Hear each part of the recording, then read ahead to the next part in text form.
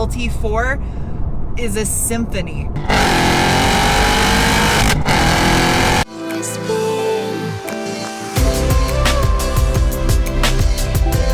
Hello, people on the other side of a screen. It's your favorite shop inhabitant, Sarah here, with another car review. Today I have the 2022 Cadillac CT5-V Blackwing with a 6-speed manual. And today I'm gonna get this thing up in the air. We're gonna nerd out over the tech specs, see how this thing is constructed, and then take it out for a rip and give it a bean score. So let's get this thing up in the air.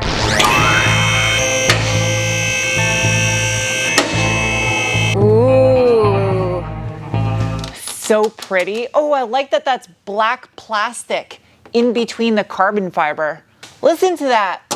That's the sound of expensive, because this thing's got over 10 grand in carbon fiber options. Active exhaust system. The CT5-V Blackwing has a multi-link rear end comprised of 5 individual links with some plastic aero shields on here. Also kind of acts like a stone guard, I guess, to protect them. Holy fuck! That's a big ass axle. I can't even wrap my hand around it. It's over 2 inches in diameter, or in common sense speak, 55 millimeter. I like how they did these links. They have like a little ladder structure built into them for strength. The rear anti-sway bar on this thing is hollow. Interesting. And that measures in at 28 millimeter. The rear differential has a little V badge on it. I love the attention to detail on stuff like this. It is electronic locking rear diff, and the performance traction management system has 5 different modes, so you can vary the amount of traction control that this thing is capable of. These lines right here that you see that follow down the side of the exhaust piping is actually for the rear diff cooler, which is up front. The CT5-V Blackwing is built on GM's Alpha Platform 2, and the car weighs in at 4,123 pounds with the 6-speed manual. I like that all the black plastic underneath here has the V-Series logo incorporated into it. This thing's got some massive chassis braces underneath it. So many manufacturers fail to do this right, and GM did it successfully with these expensive carbon fiber side skirts. They leave a nice cutout with ample room to get your front and rear jack pads. I hate to blindly criticize something without letting the engineer back up why they did this way, but to me it just seems like a way to cut cost. It's a little sloppy. To have 2 totally different style flanges across from each other, not even symmetrically, and there's no reason why they couldn't be symmetrically, and then this is stainless up here, and then this is all mild aluminized steel all the way back.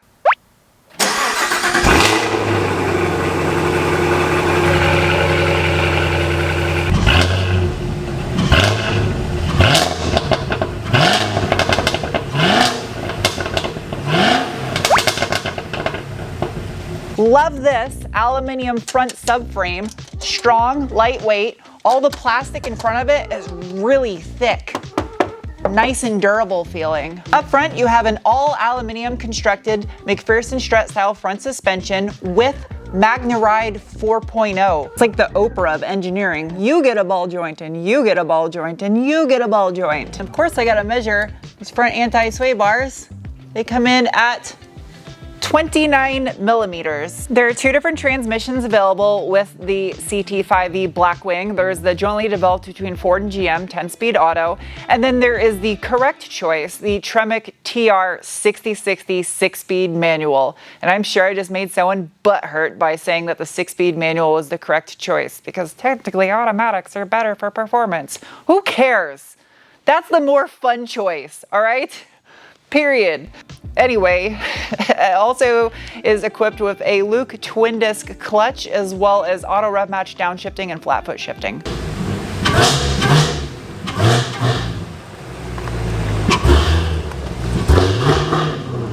All right, it's time for the braking test. Nobody behind me. Ready? This is gonna hurt. Ooh! Wow!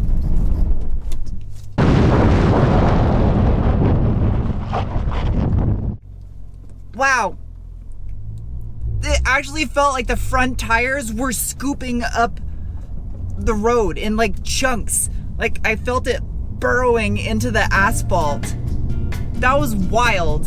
That braking was just accomplished with an absolutely gorgeous bronze painted set of 6-piston monoblock front calipers in a 2-piece 15.6-inch or 396 millimeter front rotor. It's a big brake. That's huge. And there's a set of 19 by 10 satin gunmetal front wheels that have a nice bit of concave to them. It's a good looking wheel, I think. Wrapped in a 275/35 Michelin Pilot Sport 4S tire. And of course, all these massive grills in the front of the car are functional. There's big heat exchangers left and right. Of course, you got your heat exchangers in the center for your radiator and your AC condenser. There's another one up underneath, flat, that I definitely wouldn't want to bottom out and hit that thing. Out back, you got a 4-pot monoblock caliper of a single divorce caliper for the parking brake. They just couldn't work it out. Sometimes brake marriages fail too. And 14.72-inch rear rotor, or 374 millimeters, and a 19 by 11 rear wheel that's wrapped in a set of 305s.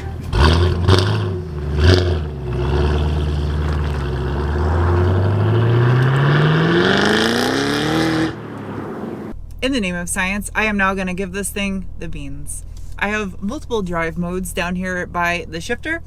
You can select from my mode, which is self-configurable. You can choose the settings you like. Snow and ice, if you're batshit crazy enough to drive this thing in snow and ice. Track, sport, and touring. There's also a V mode button right here on the steering wheel, which is kind of just like a quick access to put it in essentially like a track mode, which is nice. There's also a button down here for your rev match feature that does the automatic blips of the throttle for you, but what I like about it is you have to turn it on. It defaults to being off. Also, there's multiple traction control settings as well in the performance traction management system. So to access that, you can double press your traction control button or use the little toggle on the steering wheel, and you can go from inactive to wet, dry, sport, race 1, and race 2. I'm going to select race 1 because there is also a launch control, as there should be. With that said, let's see what this thing can do. Ready? Go. Okay. Jesus Christ. Okay, that's good.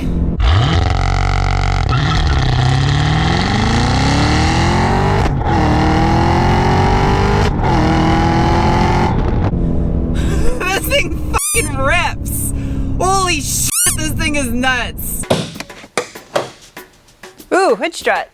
Under the hood of this 2022 Cadillac CT5-V Blackwing is GM's LT4.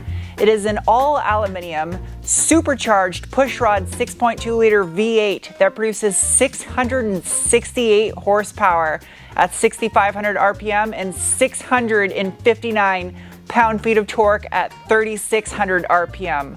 Is that strut brace laser engraved? I can't tell. That's so pretty. The LT4 has a lot in common with the LT1, which is found in the Corvette Stingray. However, this has a 1.7-liter Eaton TVS blower sitting on top, running at 10.7 PSI. And there's a little plaque on the top that has a signature for the person who hand-built this engine. Mine was hand-built by Kathy Walker. Digging in a little bit deeper on this LT4, it has a forged crank, forged rods, and forged pistons, 10-to-1 compression ratio with 103.25 by 92 millimeter bore and stroke.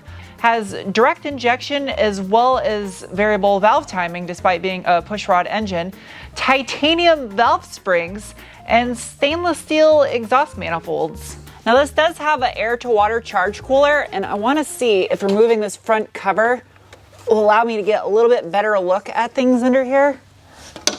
Removing that cover, you can see the pulley right here for the blower and the throttle body, and then you got this little plate right here that's powder coated with a texturized black. It says LT4. I love the detail like that. They didn't have to put LT4 on there, but they did, and I really appreciate stuff like that. But you can see where the two coolant lines go into it for the air-to-water charge cooler. Now this is not the same engine that comes in the new Corvette Z06. That is the LT5. Biggest difference between those two is the LT4 is a wet sump here in the Cadillac, whereas the LT5 is a dry sump. Also has different supercharger and other accoutrements that make more power attached to that engine.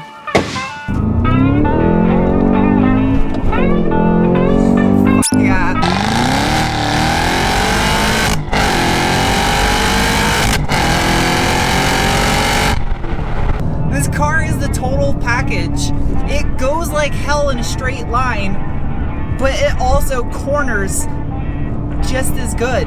It's like if a Hellcat could actually go around corners. Is like the best way to describe it. Not to talk trash on the Hellcat, because that's an awesome car, but this thing is nimble. It almost has like a point and shoot effect to it, especially in the lower gears, lower speeds. If you drop it down to second gear and punch it, you can feel the ass end kind of squirming and shuffling around with the most aggressive traction control setting still on, and it just wants to go straight. If you try to deviate from that the slightest bit, it's like, nah fam, we're gonna hit a telephone pole or a tree if you try to do that.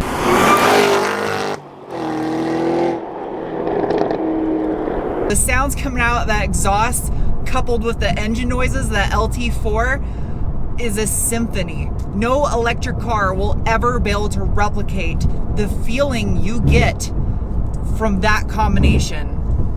And not to say electric cars aren't great and phenomenal and have a lot of potential, but it's just not the same as a car like this with a 6-speed manual in it. I think this car is absolutely gorgeous on the outside. I usually don't like 4-door sedans, but this is just the right amount of wide, the right amount of mean looking in the front, yet still somewhat classy because it's a Cadillac, and the color is absolute fire. I love that they offer bright, vivid colors like this on it.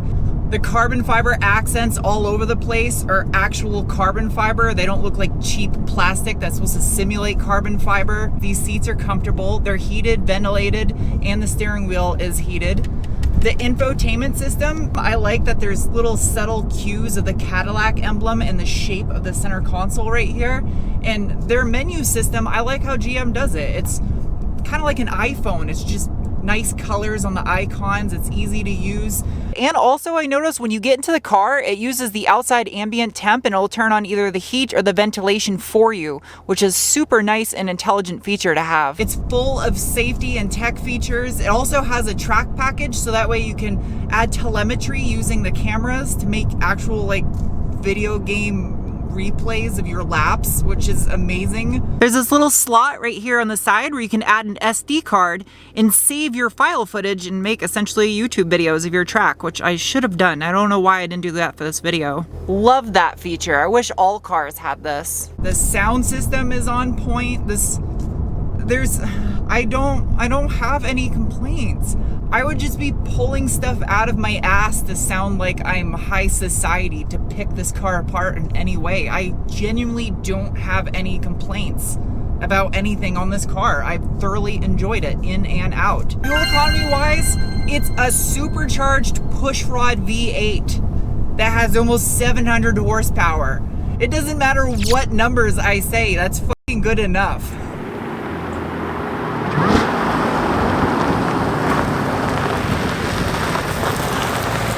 If you've never seen one of my car reviews before, I have multiple categories to rate and assess them. Starting with the bean score. There's a rating of 1 to 5 beans, basically feeling you get behind your belly button when you give it the beans.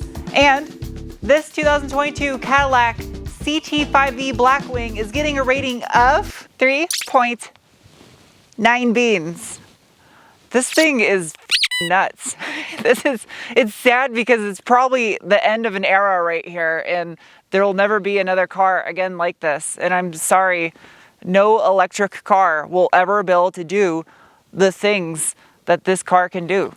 A supercharged V8 with a 6-speed manual is just something special and unique that you have to be a true car enthusiast to appreciate. Next is the cookie score. It's an assessment on a 1 to 5 cookie scale based on what you get for what you spend. And this car, with over $19,000 in options added to it, 10 grand of which is just carbon fiber accessories, totaling at over $100,000 for the car as equipped, is getting a rating of 2.5 cookies. It's an on par assessment because it's an expensive ass car designed to compete against other expensive ass cars, and it does fucking incredible things. It's an incredible car to drive, and it's fast as shit, and it's nice on the inside, super nice, luxurious. It fits the bill with how much this thing costs. Next is the mechanic score. It's on a 1 to 5 wrench scale, 5 being super easy, 1 being abysmal, for how difficult it would be to work on and maintain this thing.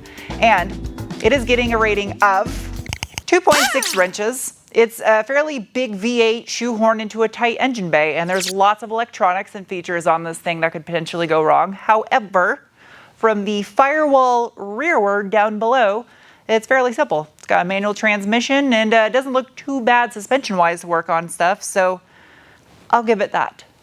Lastly, though, is the Penguin score. This is an assessment on a 1 to 5 scale based on how much I personally like something.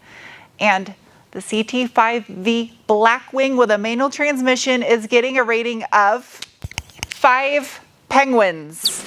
You can't be shocked I gave that score when I gave the same rating to the CT4-V Blackwing. They're both astonishing cars. Absolutely loved both of them.